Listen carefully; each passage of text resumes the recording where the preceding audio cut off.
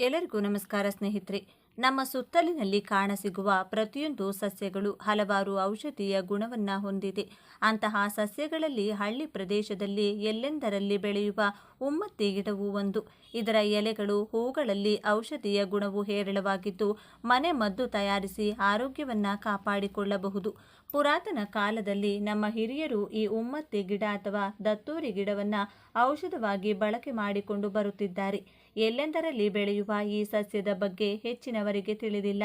ಈ ಗಿಡವು ಔಷಧೀಯ ಗುಣಗಳ ಆಗರವಾಗಿದ್ದರೂ ಇದರ ಕಾಯಿಗಳು ಚೆಂಡಿನ ಆಕಾರದಲ್ಲಿದ್ದು ಮುಳ್ಳಿನಿಂದ ಕೂಡಿದ್ದು ಇದು ಬಹಳಷ್ಟು ವಿಷಕಾರಿಯಾಗಿದೆ. ಆದರೆ ಈ ಸಸ್ಯವನ್ನು ಚರ್ಮದಿಂದ ಹಿಡಿದು ತಲೆನೋವಿನ ಸಮಸ್ಯೆಗೆ ಮನೆಮದ್ದಾಗಿ ಬಳಕೆ ಮಾಡಲಾಗುತ್ತದೆ. ಕಪ್ಪು ಉಮ್ಮತ್ತಿ ಗಿಡ ಅಥವಾ ಚಿಗರೆ ಗಿಡದ ಬಗ್ಗೆ ಈ ಆಸಕ್ತಿಕರವಾದ ವಿಷಯದ ಬಗ್ಗೆ ನೀವು ತಿಳಿದುಕೊಂಡ್ರೆ ಖಂಡಿತ ಆಶ್ಚರ್ಯ ಪಡ್ತೀರಾ. ಎಷ್ಟೋ ದೊಡ್ಡ ದೊಡ್ಡ ರಹಸ್ಯಗಳು ಈ ಚಿಗರೆ ಗಿಡದಲ್ಲಿದೆ.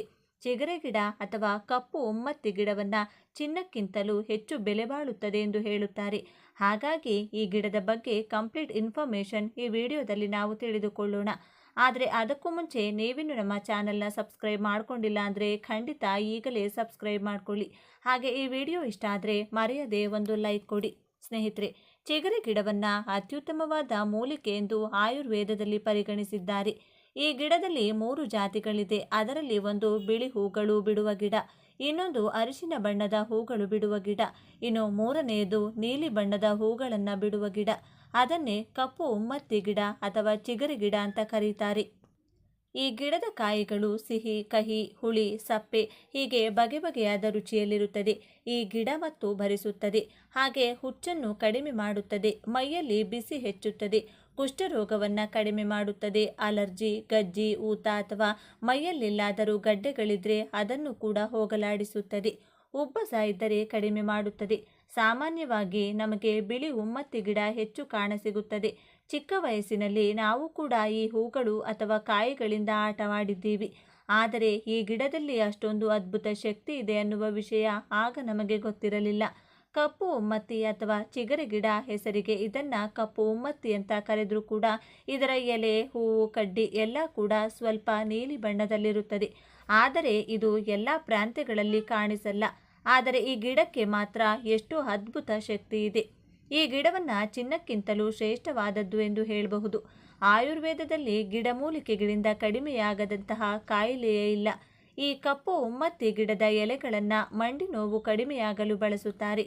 ಹಾಗೆ ಬೆವರು ಗುಳ್ಳೆಗಳು ಓವರ್ ಹೀಟ್ ಆದಾಗ ಮೈಮೇಲೆ ಬಿರುವ ರ್ಯಾಷಸ್ ಆಗಲಿ ಹೋಗಲು ಕೂಡ ಇದನ್ನು ಬಳಸಲಾಗುತ್ತದೆ.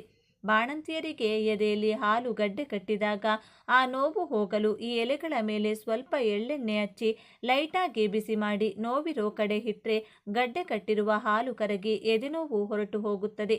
ಅದರ ನಂತರ ಎದೆಯನ್ನು ಚೆನ್ನಾಗಿ ತೊಳೆದುಕೊಂಡ ನಂತರವೇ ಮಗುವಿಗೆ ಹಾಲನ್ನು ಕೊಡಬೇಕಾಗುತ್ತದೆ. ಇನ್ನು ತಲೆನೋವು ಬಂದಾಗ ಹಣೆಗೆ ಸ್ವಲ್ಪ ಯಾವುದಾದರೂ ಎಣ್ಣೆ ಹಚ್ಚಿಕೊಂಡು ಹಣೆ ಮೇಲೆ ಒಂದೆರಡು ಕಪ್ಪು ಉಮ್ಮತ್ತಿ ಎಲೆಗಳನ್ನು ಇಟ್ಕೊಂಡ್ರೆ ತಲೆನೋವು ಕೂಡಲೇ ಹೊರಟು ಹೋಗುತ್ತದೆ.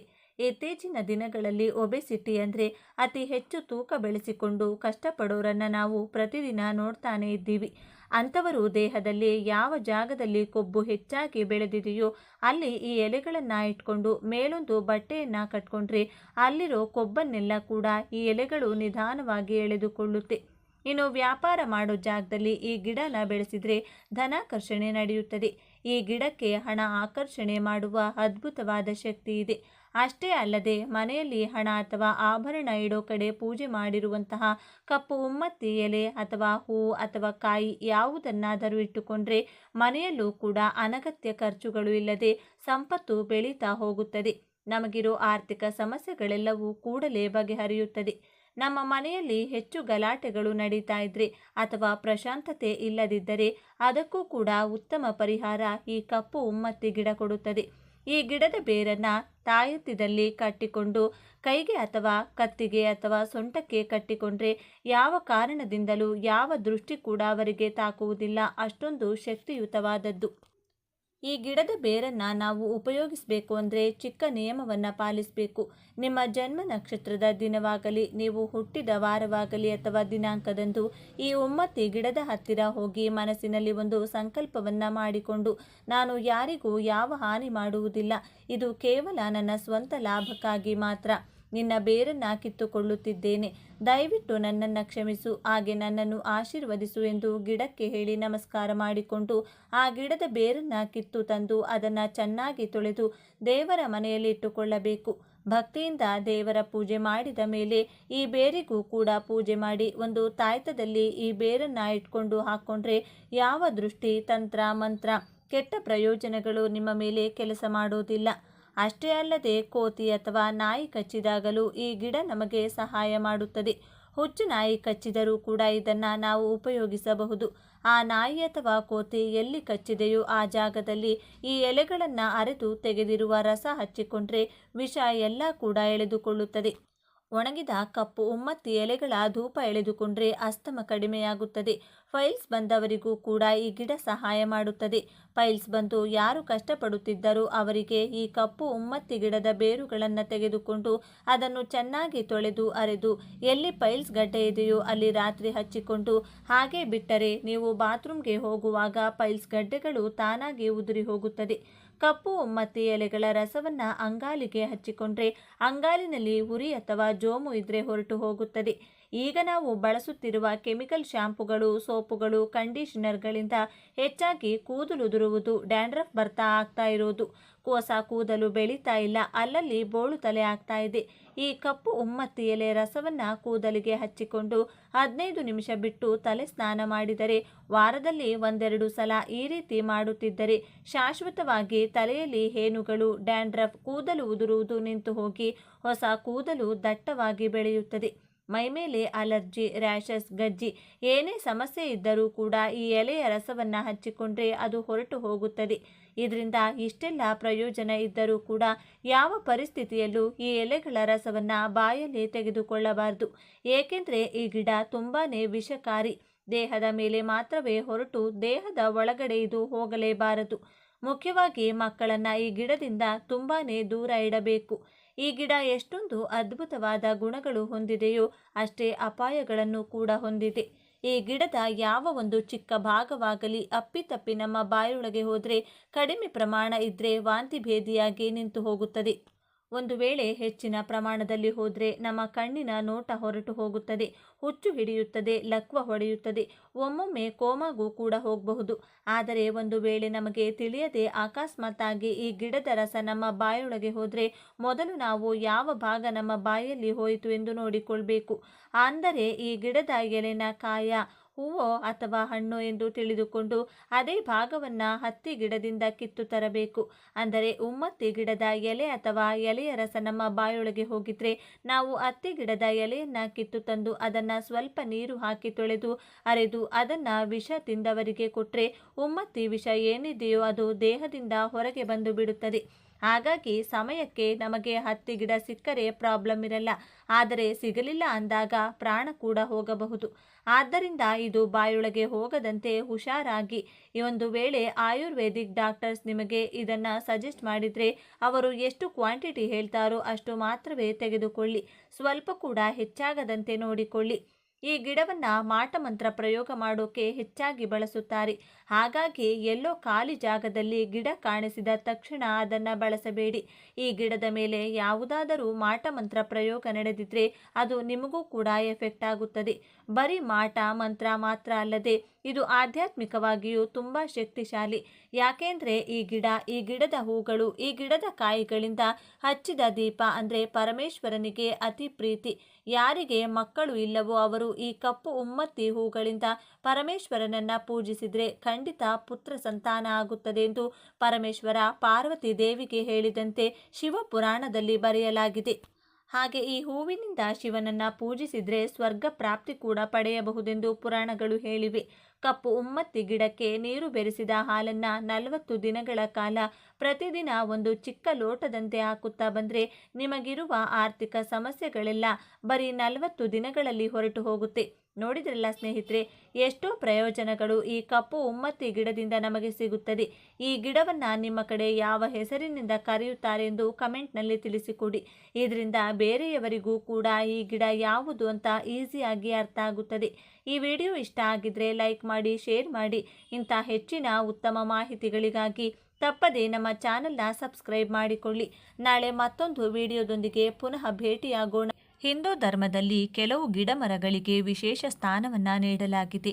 ಗಿಡ ಮರಗಳನ್ನು ದೇವರ ಪ್ರತಿರೂಪ ಎಂದು ಸಹ ಭಾವಿಸಲಾಗಿದೆ. ವಿಶೇಷವಾದ ಸಸ್ಯಗಳು ಧಾರ್ಮಿಕ ಹಿನ್ನೆಲೆಯ ಜೊತೆಗೆ ವೈದ್ಯಕೀಯ ಶಾಸ್ತ್ರದಲ್ಲೂ ಉತ್ತಮ ಔಷಧೀಯ ಗುಣಗಳನ್ನು ಹೊಂದಿರುತ್ತವೆ. ಅಂತಹ ಒಂದು ಶ್ರೇಷ್ಠ ಶಕ್ತಿಯನ್ನು ಹೊಂದಿರುವ ಸಸ್ಯಗಳಲ್ಲಿ ಎಕ್ಕದ ಗಿಡವು ಒಂದು. ಇದರಲ್ಲಿ 2 ಬಗೆಯ ಎಕ್ಕವನ್ನು ಕಾಣಬಹುದು. ಅದರಲ್ಲಿ ಬಿಳಿ ಎಕ್ಕವು ಧಾರ್ಮಿಕವಾಗಿ ಅತ್ಯಂತ ಪಾವಿತ್ರ್ಯತೆಯನ್ನು ಪಡೆದುಕೊಂಡಿದೆ. ಈ ವಿಡಿಯೋದಲ್ಲಿ ಬಿಳಿ ಎಕ್ಕದ ಗಿಡದ ಮಹತ್ವ ಹಾಗೂ ಬಿಳಿ ಎಕ್ಕದ ಗಿಡ ಮನೆ ಹತ್ರ ಇದ್ರೆ ಏನು ಲಾಭ ಎಂಬ ಬಗ್ಗೆ ಸಂಪೂರ್ಣ ಮಾಹಿತಿ ನೋಡೋಣ ಬನ್ನಿ. ಅದಕ್ಕೂ ಮೊದಲು ನೀವಿನ್ನು ಚಾನಲ್ಗೆ ಸಬ್ಸ್ಕ್ರೈಬ್ ಆಗಿಲ್ಲ ಅಂದರೆ ಈಗಲೇ ಸಬ್ಸ್ಕ್ರೈಬ್ ಆಗಿ, ಹಾಗೆ ವಿಡಿಯೋ ಸ್ಕಿಪ್ ಮಾಡದೆ ಕೊನೆ ತನಕ ನೋಡಿ. ಎಲ್ಲರೂ ಭಕ್ತಿಯಿಂದ ಜೈ ಗಣೇಶ ಅಂತ ಕಮೆಂಟ್ ಮಾಡಿ. ವೀಕ್ಷಕರೇ, ಸಾಮಾನ್ಯವಾಗಿ ನೆಗೆಟಿವ್ ಎನರ್ಜಿ ಅನ್ನೋದು ಈಗಿನ ಕಾಲಮಾನದಲ್ಲಿ ಒಂದು ಕೆಟ್ಟ ದೃಷ್ಟಿ ಅನ್ನೋದು ಕಾಮನ್ ಆಗಿಬಿಟ್ಟಿದೆ. ಯಾರೋ ಒಬ್ಬರು ಉದ್ಧಾರ ಆಗ್ತಿದ್ದಾರೆ, ಯಾರೋ ಒಬ್ಬರು ಏಳಿಗೆ ಆಗ್ತಿದ್ದಾರೆ ಅಂದರೆ ಅಷ್ಟೇ ಅವರಿಗೆ ಏನು ಕೆಟ್ಟ ದೃಷ್ಟಿನೂ ಬೀಳುತ್ತೆ ಅನ್ನೋದು ಒಂದು ಭಯ ಇದ್ದೇ ಇರುತ್ತದೆ. ಸಾಮಾನ್ಯವಾಗಿ ಕೆಟ್ಟ ದೃಷ್ಟಿ ಅನ್ನೋದು ತುಂಬ ಏಳಿಗೆ ಆದವರ ಮೇಲೆ ಬೀಳ್ತಾನೆ ಇರುತ್ತೆ. ಸೊ ಕೆಟ್ಟ ದೃಷ್ಟಿ ಮನೆಯವರ ಮೇಲೆ ಬೀಳಬಾರ್ದು, ಹಾಗೆ ಮನೆಗೆ ಎಂಟ್ರಿ ಆಗಬಾರ್ದು ಅಂದರೆ ಮನೆ ಮುಂದೆ ಏನಾದರೂ ಒಂದು ಮರ ಅಂತ ಇರಬಹುದಾ, ಅದಕ್ಕೇನಾದರೂ ಒಂದು ಪಾಸಿಟಿವ್ ಎನರ್ಜಿ ಇದೆಯಾ? ಇದರ ಬಗ್ಗೆ ಹೇಳೋದಾದರೆ ಒಂದು ದೈವಿಕ ವೃಕ್ಷದ ಬಗ್ಗೆ ಹೇಳ್ತೀನಿ. ಯಾರೇ ಆಗಲಿ ಕೆಟ್ಟ ತಂತ್ರಗಳನ್ನು ಮನೆ ಒಳಗಡೆ ಮತ್ತು ಮನೆ ಸದಸ್ಯರ ಮೇಲೆ ಅದನ್ನು ಪ್ರಯೋಗ ಮಾಡೋಕ್ಕೆ ಆಗಲ್ಲ. ಹಾಗಾಗಿ ಆ ದೇವಿ ವೃಕ್ಷದ ನೀವು ಬೇರೆ ಯಾವುದೂ ಅಲ್ಲ, ಎಕ್ಕದ ಗಿಡ. ಎಕ್ಕದ ಗಿಡ ಇದ್ದರೆ ಒಳಗಡೆ ಮಾಟಮಂತ್ರ ತಂತ್ರ ದುಷ್ಟಶಕ್ತಿ ಪ್ರವೇಶ ಆಗೋದಿಲ್ಲ. ಎಕ್ಕದ ಗಿಡ ಭಗವಂತನಿಂದ ನಿರ್ಮಾಣವಾದಂತಹ ಗಿಡ. ಈ ರಹಸ್ಯ ಬಹಳ ಜನಕ್ಕೆ ಗೊತ್ತಿಲ್ಲ. ಎಕ್ಕದ ಗಿಡ ಹಳೆಯದಾಗಿರಬೇಕು, ಸುಮಾರು ಒಂದು 10, 15, 20 ವರ್ಷದ ಎಕ್ಕದ ಗಿಡ ಆಗಿರಬೇಕು. ಅದನ್ನು ತೆಗೆದಾಗ ಅದರ ಬೇರಿರುತ್ತಲ್ಲ, ಆ ಬೇರಲ್ಲಿ ಗಣೇಶನ ಮೂರ್ತಿ ಇರುತ್ತದೆ. ಹಳೆಯ ಒಂದು ಎಕ್ಕದ ಗಿಡವನ್ನು ಅದಕ್ಕೆ ಪೂಜೆ ಮಾಡಿ ಈ ಗಿಡವನ್ನು ನಾವು ರಿಮೂವ್ ಮಾಡ್ತಾ ಇದ್ದೀವಿ. ಯಾವುದೇ ತೊಂದರೆ ಬಾರದಿರಲಿ, ಇದರ ಕೆಳಗಡೆ ಇರುವಂಥ ಬೇರನ್ನು ನಾನು ಮನೆಯಲ್ಲಿಟ್ಟು ಪೂಜೆ ಮಾಡ್ತೀನಿ ಅಂತ ಎಕ್ಕದ ಗಿಡದ ಬೇರನ್ನು ಇಟ್ಟು ಪೂಜೆ ಮಾಡಬೇಕು. ಅಂದರೆ ಅದನ್ನು ಮೇಲಕ್ಕೆ ತೆಗೆದಾಗ ಗಣೇಶನ ಮೂರ್ತಿ ವಿಗ್ರಹ ಆಕಾರ ಆಗಿರುತ್ತದೆ. ಎಕ್ಕದ ಗಿಡ ಮನೆ ಎದುರುಗಡೆ ಇತ್ತು ಅಂದರೆ ಗಣೇಶ ವಿಘ್ನಗಳು ಒಳಗೆ ಬರೋದಿಲ್ಲ. ಮನೆ ಸದಸ್ಯರು ವಿಘ್ನಗಳಿಂದ ಪಾರಾಗ್ತಾರೆ, ಕೆಟ್ಟ ತಂತ್ರ ದೃಷ್ಟಿಯಿಂದನೂ ಪಾರಾಗ್ತಾರೆ. ಬಿಳಿ ಎಕ್ಕದ ಬೇರನ್ನು ಮನೆಯೊಳಗೆ ತಂದರೆ ನಿವಾರಣೆಯಾಗುವುದು ನಿಮ್ಮೆಲ್ಲ ತೊಂದರೆ. ವಿಶೇಷ ಹಾಗೂ ಅಪರೂಪದ ಹೂ ಬಿಳಿ ಎಕ್ಕ. ಬಿಳಿ ಎಕ್ಕವನ್ನು ಸಾಮಾನ್ಯವಾಗಿ ಶಿವನ ಆರಾಧನೆಗೆ ಬಳಸಲಾಗುವುದು. ಧಾರ್ಮಿಕ ಚಟುವಟಿಕೆಗಳಿಗೆ ಹೊರತಾಗಿ ತಂತ್ರವಿದ್ಯೆಯಲ್ಲೂ ಬಳಸಲಾಗುತ್ತದೆ. ಬಿಳಿ ಎಕ್ಕದ ಗಿಡದಿಂದ ಈ ರೀತಿ ಮಾಡಿದರೆ ನಿಮ್ಮ ಮನೆಯಲ್ಲಿ ಸಕಲ ಐಶ್ವರ್ಯ ವೃದ್ಧಿಸುತ್ತದೆ. ಈ ಒಂದು ಗಿಡದ ಬಗ್ಗೆ ನಮ್ಮ ಪೂರ್ವಜರು ಹೇಳುವ ಹಾಗೆ ಬಿಳಿ ಎಕ್ಕದ ಗಿಡವೊಂದು ಮನೆಯಲ್ಲಿದ್ದರೆ ಸಕಲ ಐಶ್ವರ್ಯ ಅಂತಸ್ತು ವೃದ್ಧಿಯಾಗುತ್ತದೆ, ಹಣಕಾಸಿನ ಎಲ್ಲ ಸಮಸ್ಯೆಗಳು ನಿವಾರಣೆಯಾಗುತ್ತದೆ ಎಂಬ ಮಾತಿದೆ. ಮನೆಯಲ್ಲಿ ಶಾಂತಿ, ನೆಮ್ಮದಿ, ಹಣಕಾಸಿನ ವ್ಯವಹಾರಗಳು ಇಂಥ ಎಲ್ಲ ತೊಂದರೆಗಳಿಗೆ ಬಿಳಿ ಎಕ್ಕದ ಗಿಡ ರಾಮಬಾಣ ಎಂದೇ ಹೇಳ್ಬೋದು. ಅನೇಕ ಜನರು ತಮ್ಮ ವ್ಯವಹಾರ ವಹಿವಾಟುಗಳಲ್ಲಿ ಸಾಕಷ್ಟು ತೊಂದರೆಗಳನ್ನು ಅನುಭವಿಸುತ್ತಿರುತ್ತಾರೆ. ಜೊತೆಗೆ ಹಣಕಾಸಿನ ವಿಚಾರಗಳಲ್ಲಿ ಹಿನ್ನಡೆಯನ್ನು ಅನುಭವಿಸ್ತಾ ಸಾಲ ಬಾಧೆಯಲ್ಲಿ ಸಿಲುಕಿ ಕಷ್ಟದ ಪರಿಸ್ಥಿತಿಯಲ್ಲಿರುತ್ತಾರೆ. ಮನೆಯಲ್ಲಿ ಈ ಒಂದು ರೀತಿ ಮಾಡೋದ್ರಿಂದ ನೀವು ಹಣಕಾಸಿನ ಸಮಸ್ಯೆಯಿಂದ ನೆಮ್ಮದಿ ಪಡೆಯಬಹುದು. ಇದನ್ನು ನಿಮ್ಮ ಮನೆಯಲ್ಲಿ ನೀವು ಪ್ರಯತ್ನ ಮಾಡಿದರೆ ಹಣಕಾಸಿನ ವೃದ್ಧಿ ಆಗೋದ್ರ ಜೊತೆಗೆ ಸಾಕಷ್ಟು ಲಾಭಗಳು ನಿಮಗೆ ದೊರೆಯಲಿದೆ. ಅದು ಹೇಗೆ ಏನು ಎಂಬುದನ್ನು ಈ ವಿಡಿಯೋದಲ್ಲಿ ತಿಳಿಸಿಕೊಟ್ಟಿದ್ದೇವೆ. ಬಿಳಿ ಎಕ್ಕದ ಗಿಡ ನಮಗೆ ಸುಲಭವಾಗಿ ಸಿಗುವ ಗಿಡವಾಗಿದ್ದು ಎಲ್ಲ ಪ್ರದೇಶಗಳಲ್ಲಿಯೂ ಲಭಿಸುವಂತಹ ಗಿಡ. ಈ ಒಂದು ಗಿಡಕ್ಕೆ ಪುರಾತನ ವಿಶೇಷತೆ ಕೂಡ ಸಾಕಷ್ಟಿದೆ. ಬಿಳಿ ಎಕ್ಕದ ಗಿಡ 5 ರಿಂದ 6 ಅಡಿ ಎತ್ತರಕ್ಕೆ ಬೆಳೆಯುತ್ತದೆ ಹಾಗೂ ಬಿಳಿ ನೀಲಿ ಮಿಶ್ರಿತವಾದ ಬಣ್ಣದಲ್ಲಿ ಹೂವನ್ನು ಅರಳಿಸುತ್ತದೆ. ಬಿಳಿ ಎಕ್ಕದ ಗಿಡದ ಪ್ರತಿಯೊಂದು ಭಾಗವೂ ಔಷಧ ಗುಣಗಳನ್ನು ಹೊಂದಿದೆ. ಬಿಳಿ ಎಕ್ಕದ ಗಿಡದ ಹಾಲು ವಿಷಪೂರಿತವಾದದ್ದು. ಅದನ್ನು ಹೊರತುಪಡಿಸಿದರೆ ಎಕ್ಕದ ಗಿಡ ಸರಿಸುಮಾರು 64 ಔಷಧೀಯ ಗುಣಗಳನ್ನು ಒಳಗೊಂಡಿರುತ್ತದೆ. ಬಿಳಿ ಎಕ್ಕದ ಗಿಡವನ್ನು ನಿಮ್ಮ ಮನೆಯಲ್ಲಿಟ್ಟು ಪೂಜೆ ಮಾಡೋದ್ರಿಂದ ಹಲವು ದೋಷಗಳು ನಿವಾರಣೆಯಾಗಿ ಮನೆಯಲ್ಲಿ ಹಣಕಾಸಿನ ಸಮಸ್ಯೆಗಳು ಸರಿಯಾಗುತ್ತವೆ. ನೀವು ಮನೆಯಲ್ಲಿ ಈ ರೀತಿಯ ಪೂಜೆಯನ್ನು ಮಾಡಿಕೊಳ್ಳಿ. ಸಕಲ ಕಷ್ಟಗಳು ಪರಿಹಾರವಾಗೋದ್ರ ಜೊತೆಗೆ ಮನೆಯಲ್ಲಿ ಧನ ಪ್ರಾಪ್ತಿಯಾಗುತ್ತದೆ. ಮಾಡಿಕೊಳ್ಳಿ. ಬಿಳಿ ಎಕ್ಕದ ಗಿಡವನ್ನು ಸೂರ್ಯ ದೈವಕ್ಕೆ ನಮಸ್ಕರಿಸಿ ಅದರ ಎಲೆಯಿಂದ ರವಿ ಗ್ರಹವನ್ನು ಭಕ್ತಿಯಿಂದ ಪೂಜೆ ಸಲ್ಲಿಸಿದರೆ ಸೂರ್ಯ ದೋಷಗಳು ಸಂಪೂರ್ಣವಾಗಿ ನಿವಾರಣೆಯಾಗುತ್ತದೆ. ನೀವು ಪೂಜೆ ಮಾಡುವಾಗ ಲಕ್ಷ್ಮಿ, ಆಂಜನೇಯ, ಗಣಪತಿ, ಶನಿ ಮಹಾತ್ಮರಿಗೆ ಬಿಳಿ ಎಕ್ಕದ ಹೂವನ್ನು ಇಟ್ಟು ಪೂಜೆ ಸಲ್ಲಿಸಿ ಹಲವು ದೋಷಗಳಿಂದ ಮುಕ್ತರಾಗುತ್ತೀರಿ.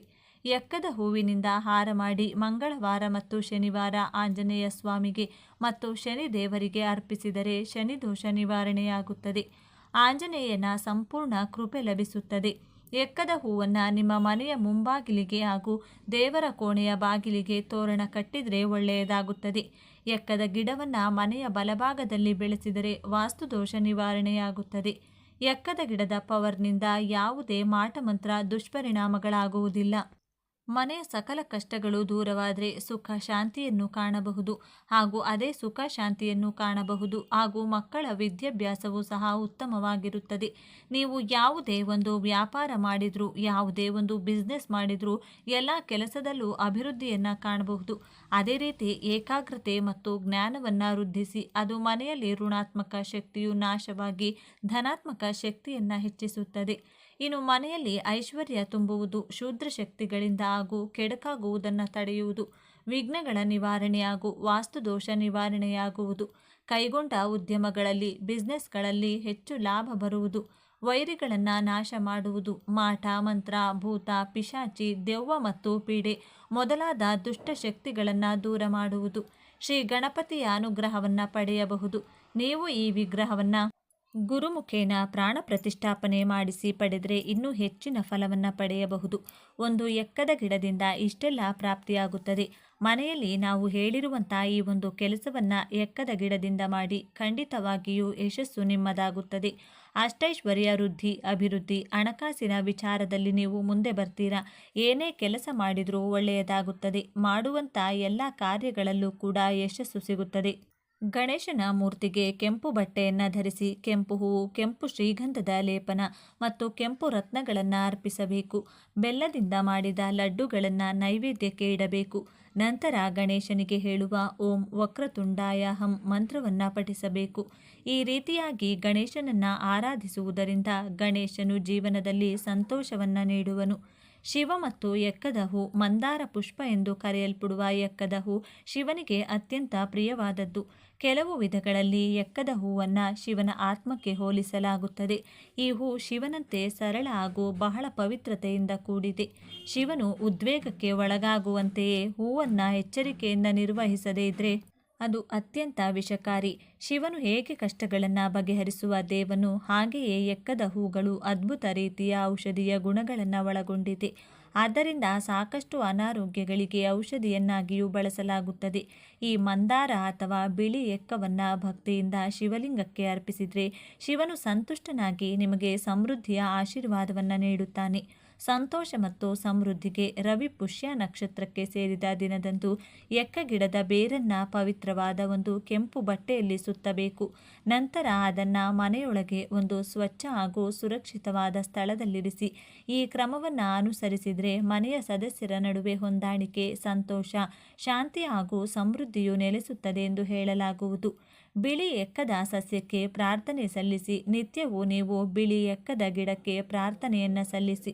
ಇಲ್ಲವಾದರೆ ಬಿಳಿ ಎಕ್ಕದ ಸಸ್ಯದ ಕೆಳಗೆ ಕುಳಿತು ಪ್ರಾರ್ಥನೆ ಮಾಡಿ. ನೀವು ಮಾಡುವ ಪ್ರಾರ್ಥನೆಗೆ ಬೇಗ ಫಲವನ್ನು ಪಡೆದುಕೊಳ್ಳುವಿರಿ. ಈ ಗಿಡದ ಮುಂದೆ ಅಥವಾ ಕೆಳಗೆ ಕುಳಿತು ಓಂ ಗಂ ಗಣಪತಯೇ ನಮಃ ಎನ್ನುವ ಮಂತ್ರವನ್ನು ಹೇಳಿದರೆ ನೀವು ಬಯಸುವ ಪ್ರತಿಯೊಂದು ಕ್ಷೇತ್ರದಲ್ಲೂ ವಿಶೇಷವಾದ ಯಶಸ್ಸನ್ನು ಸಾಧಿಸಬಹುದು. ಎಕ್ಕದ ಗಿಡದ ತಿಲಕ. ಬಿಳಿ ಎಕ್ಕದ ಗಿಡದ ಬೇರನ್ನು ರುಬ್ಬಿಕೊಂಡು ಪೇಸ್ಟ್ ತಯಾರಿಸಿಕೊಳ್ಳಿ. ನಂತರ ಆ ಪೇಸ್ಟನ್ನು ತಿಲಕದ ರೂಪದಲ್ಲಿ ನಿತ್ಯವೂ ಅನ್ವಯಿಸಿಕೊಳ್ಳಿ. ಆಗ ನೀವು ಹೆಚ್ಚಿನ ಜನರನ್ನು ಆಕರ್ಷಿಸಿಕೊಳ್ಳಲು ಸಾಧ್ಯವಾಗುತ್ತದೆ. ಅಂತೆಯೇ ಯಾರೂ ಸಹ ನಿಮ್ಮನ್ನು ತಿರಸ್ಕರಿಸಲು ಇಷ್ಟಪಡುವುದಿಲ್ಲ. ಎಕ್ಕದ ಭಸ್ಮ. ಬೆಂಕಿಯ ಕುಂಡದಲ್ಲಿ ಒಂದು ಸಣ್ಣ ಶಂಖ ಮತ್ತು ಬಿಳಿ ಎಕ್ಕದ ಬೇರನ್ನು ಹಾಕಿ ನಂತರ ಆ ಭಸ್ಮವನ್ನು ಸಂಗ್ರಹಿಸಿಕೊಂಡ ಭಸ್ಮವನ್ನು ನಿತ್ಯವೂ ತಿಲಕದ ರೂಪದಲ್ಲಿ ಧರಿಸಿ. ಆಗ ನೀವು ಕೆಟ್ಟ ಅದೃಷ್ಟ ಹಾಗೂ ಕೆಟ್ಟ ಶಕ್ತಿ ಯಾವುದು ನಿಮ್ಮ ಬಳಿ ಸುಳಿಯದು, ಎಲ್ಲವೂ ದೂರ ಸರಿಯುತ್ತದೆ. ಶತ್ರುಗಳನ್ನು ಶಾಂತಗೊಳಿಸುವುದು. ಬಿಳಿ ಎಕ್ಕದ ಎಲೆಯ ಮೇಲೆ ಎಕ್ಕದ ಸಸ್ಯ ರಸವನ್ನು ಬಳಸಿ ಶತ್ರುವಿನ ಹೆಸರನ್ನು ಬರೆಯಿರಿ. ನಂತರ ಅದನ್ನು ಮಣ್ಣಿನೊಳಗೆ ಹೂಣಿಡಬೇಕು. ಆಗ ನಿಮ್ಮ ಶತ್ರುವು ನಿಮ್ಮ ತಂಟೆಗೆ ಬರುವುದಿಲ್ಲ. ಇಲ್ಲವೇ ಎಲೆಯ ಮೇಲೆ ಹೆಸರನ್ನು ಬರೆದು ಹರಿವ ನೀರಿನಲ್ಲಿ ಬಿಡಿ. ಆಗ ನಿಮ್ಮ ಶತ್ರು ನಿಮ್ಮನ್ನು ಬಿಟ್ಟು ಬೇರೆಡೆಗೆ ಹೋಗುತ್ತಾನೆ. ಎಕ್ಕದ ಬೀಜದ ಹತ್ತಿ. ಎಕ್ಕದ ಬೀಜದ ಒಳಗೆ ಇರುವ ಹತ್ತಿಯನ್ನು ತೆಗೆದುಕೊಂಡು ಬತ್ತಿಯನ್ನು ಮಾಡಿ ನಂತರ ಅದನ್ನು ದೇವರ ದೀಪ ಮತ್ತು ಲಕ್ಷ್ಮೀ ಪೂಜೆಗೆ ವಿಶೇಷ ಬತ್ತಿಯನ್ನಾಗಿ ಬಳಸಿ. ಇದರಿಂದ ಆರತಿ ಹಾಗೂ ದೀಪವನ್ನು ಬೆಳಗುವುದರಿಂದ ಲಕ್ಷ್ಮಿಯು ಅತ್ಯಂತ ಸಂತೋಷದಿಂದ ಆಶೀರ್ವಾದ ಮಾಡುವಳು. ದುಷ್ಟಶಕ್ತಿಯಿಂದ ಮಗುವನ್ನು ರಕ್ಷಿಸಲು, ಮಕ್ಕಳನ್ನು ದುಷ್ಟಶಕ್ತಿಯಿಂದ ದೃಷ್ಟಿಯಿಂದ ಕಾಪಾಡಲು ಬಿಳಿ ಎಕ್ಕ ವಿಶೇಷವಾದ ಸಹಾಯ ಮಾಡುವುದು.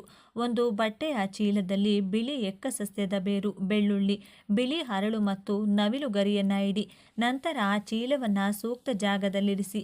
ಹೀಗೆ ಮಾಡೋದ್ರಿಂದ ಮಕ್ಕಳು ಯಾವುದೇ ಕೆಟ್ಟ ಶಕ್ತಿಯ ಕಣ್ಣುಗಳಿಗೆ ಗುರಿಯಾಗುವುದಿಲ್ಲ, ದುಸ್ವಪ್ನಗಳಿಗೆ ಅಥವಾ ಅನಗತ್ಯವಾಗಿ ಹೆದರುವುದಿಲ್ಲ. ಸುರಕ್ಷಿತ ಪ್ರಯಾಣಕ್ಕೆ. ಪ್ರಯಾಣದ ಸಮಯದಲ್ಲಿ ನೀವು ಬಿಳಿ ಎಕ್ಕದ ಬೇರನ್ನು ನಿಮ್ಮ ಬಳಿ ಇಟ್ಕೊಂಡ್ರೆ ಅಪಘಾತದ ಭಯ ಇರುವುದಿಲ್ಲ. ಪ್ರಯಾಣವು ಸುಖಕರವಾಗಿರುತ್ತದೆ. ಪ್ರಯಾಣದ ಸಂದರ್ಭದಲ್ಲಿ ಅಪಘಾತದ ಭಯದಿಂದ ಮುಕ್ತಿ ಹೊಂದಲು ನೀವು ಓಂ ನಮೋ ಅಗ್ನಿರೂಪಾಯ ಹ್ರೀಂ ನಮಃ ಎಂಬ ಮಂತ್ರವನ್ನು ಜಪಿಸಬೇಕು. ಸ್ನೇಹಿತರೆ, ಈ ಮಾಹಿತಿ ನಿಮಗೆ ಇಷ್ಟವಾಗಿದ್ದಲ್ಲಿ ದಯವಿಟ್ಟು ಶೇರ್ ಮಾಡಿ, ಲೈಕ್ ಮಾಡಿ ಮತ್ತು ನಮ್ಮ ಚಾನಲ್ಗೆ ಸಬ್ಸ್ಕ್ರೈಬ್ ಆಗಿ. ಎಲ್ಲರೂ ಭಕ್ತಿಯಿಂದ ಓಂ ನಮಃ ಶಿವಾಯ ಅಂತ ಕಮೆಂಟ್ ಮಾಡಿ. ಧನ್ಯವಾದಗಳು.